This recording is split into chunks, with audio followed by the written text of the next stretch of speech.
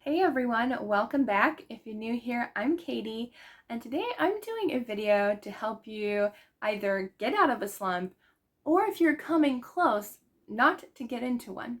If you clicked on this video, congratulations. You are a reader and maybe you're struggling and maybe you're afraid you're going to struggle. But speaking from experience, I used to have the biggest, and I mean the biggest reading slumps of my life. And that was before I started BookTube. I used to get into reading slumps often. I wouldn't read for months at a time. I think my longest one was like, I think 6 or 8 months. It was a long time before I picked up a fiction book. And now, after 5 years of reading and the past 2 or 3 years, I read almost every single day. And a lot of you might not be able to read every single day, but that is my first tip to not have a reading slump. And that is reading every single day, whether it's a devotional, your Bible, one chapter, a page. It doesn't matter how long it is, just as long as you are reading every single day. You know, just carve out a little time, listen to an audiobook on the way to work. Read, as I said, read a devotional before bedtime or when you first wake up. But if you consistently read every single day, it kind of trains your mind to think reading as fun, but also kind of treating it as a good habit. A good habit to have because you're reading every single day, to kind of just relax, to relieve the stress, to get into another world, a fictional world, or help release your stress and stuff. It's really a stress reliever for sure, and helps me to escape from, all the struggles in life. So the first tip is to try to consistently read, even if it's not every single day, because I know a lot of you can't. Try to carve out maybe the weekend or 1 or 2 days a week, just to have that time, even if you have to, which I have actually done for my Bible reading, is to set an alarm. If you know there's a certain time of day that you don't do anything, or you're scrolling on your phone at like 11 o'clock at night when you could be reading, set an alarm for 11 p.m., 7 a.m., whatever time you know you're free, to set an alarm to remind yourself to read. And it really does help. If you're feeling like you're going to go into a reading slump because maybe you've read that book that you think nothing else is going to beat this one, everything else you're going to read is going to be rotten compared to this amazing book you just read, or the opposite, which I have also done, is you've DNF'd 3 books in a row. That reason will almost assuredly very close put me in a reading slump, is when I DNF 3 books in a row. And so when that happens, I usually gravitate towards my favorite genre. And that's also for like, if you've read like a fantastic book and nothing's gonna compare to it, pick up your favorite genre. And it could also be a reread. I'm just not a rereader because I don't feel inclined to reread. So I'm okay with that. But if I'm feeling close to a reading slump because of a DNF, or because that book was just fantastic, everything else is going to stink, pick up a favorite genre or pick up a reread that you already know you absolutely love. And that will encourage you to keep going. Also, another tip, which I'm going to put separately, I guess, but the next tip is for the same reason, but to not put off reading another book after you DNF or after you have that fantastic read. Because the more you put off picking up another book, the more you're going to say to yourself, nothing's going to compare to that book, or what if this is another DNF? So pick up another book right away as soon as you're done with that, and it'll help you to kind of stick to your reading and not worry about having a reading slump. The next tip is to switch genres. So a lot of you might only read one genre, whether it's mysteries and thrillers, romances, fantasy and sci-fi.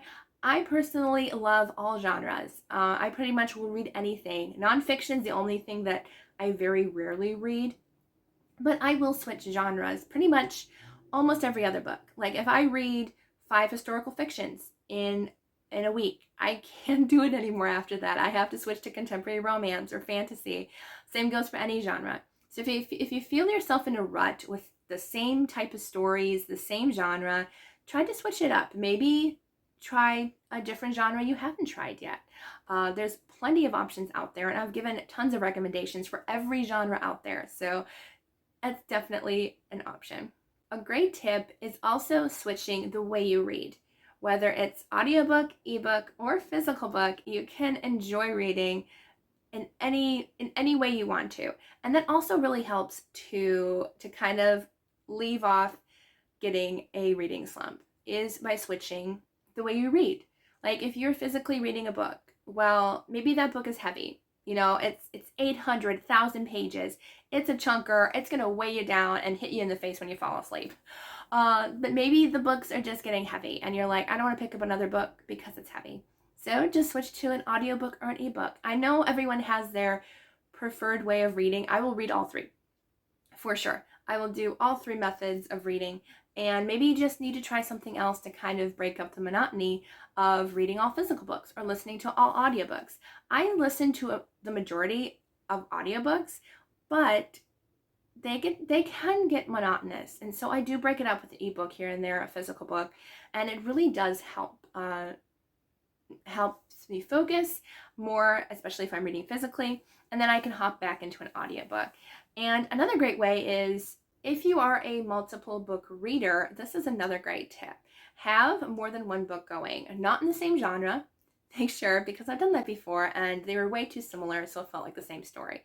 But pick two different genres. If one book isn't hitting you and the other one is, then you can just switch to the other book. Same goes for audio. If you have like an audiobook going as well as an ebook going, you can kind of switch back and forth depending on what mood you're in for that day. Another fantastic tip is having a TBR jar. And this is mine. And I have actually reading prompts, which is great if you are just wanting a guide to figure out your next read. So like I'll have like a blue cover, a cover with two people on it. It could be anything. I have a ton in here that I do every single month on my YouTube channel. But you can also have a jar of titles, because some people, if you get really stuck and you have no idea what to read, there are way too many options on your shelves, make a jar filled with papers that have titles on them. So it kind of still gives you a mystery. You might pick up a book that you never even thought you'd pick out, and it could be like a 6-star read. And it'll just help you, number one, get something off your shelf, but also if you're struggling to try to figure out what your next read is going to be, that can also kind of put me in a slump too. If I'm kind of struggling on picking a new book, it's always kind of good to have something in the back of your mind. And having a jar filled with your book titles, or even like specific authors, that way you have an author to go to, then it's also really great. Or maybe even a jar, which I used to have, it's up there actually somewhere on top of the shelves, but I have a jar of continuing series, and that's also a great thing to do, is just to continue a series that might help you continue something that you've loved before. Another great tip, especially if you don't know what to pick up next, is asking a friend or ask your local librarian for a book recommendation. Although if you're like me and you ask one of your favorite librarians what their favorite book is, and she tells you that she really doesn't read, you might want to consider asking a different librarian. But that's also a great option, because you know that that friend or that librarian loved it. Now, you might not love the same books they do, but you can try something new, and maybe your tastes will align, and you'll have a new book to talk about with one of your best friends or your librarian. And that'll kind of help you maybe discover something new as well to help with that reading slump. I think this might be my last tip, but it's a good one. Always have a book with you. And I always have a book with me. It's not always a physical book. I tend not to bring a physical book with me, but I will always have a book near me, whether I'm on the couch, I'm in the car, I'm at the store, I'm eating by myself in a restaurant, I'm at the coffee shop, I'm at an appointment, I'm walking, wherever I am, I always make sure I have a book. And most of the time it's usually an audiobook or an ebook, and I always make sure I have one handy, because you never know if you'll have those extra 5 minutes of free time somewhere. You can have your book ready to go. I always have my Kindle with me everywhere, and I mean everywhere, as well as my phone, because I have the app and I have my my library app as well, which is great. Those are the tips I have for you on how to get out of a reading slump or stop and not get into a reading slump. So I hope some of these tips and tricks helped you. Let me know if you also have other tips and tricks.